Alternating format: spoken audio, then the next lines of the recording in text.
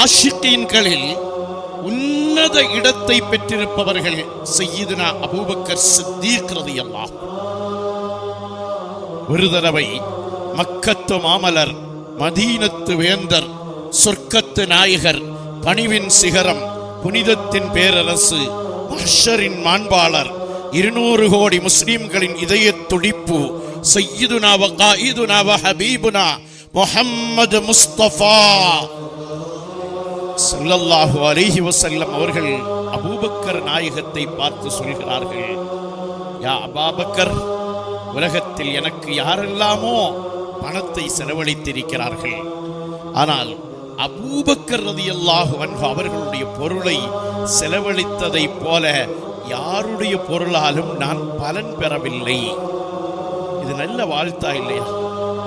இந்த வாழ்த்தை கேட்ட அபூபக்கர் ரலியல்லாஹு அன்ஹு என்ன சொல்லி இருக்க வேண்டும்?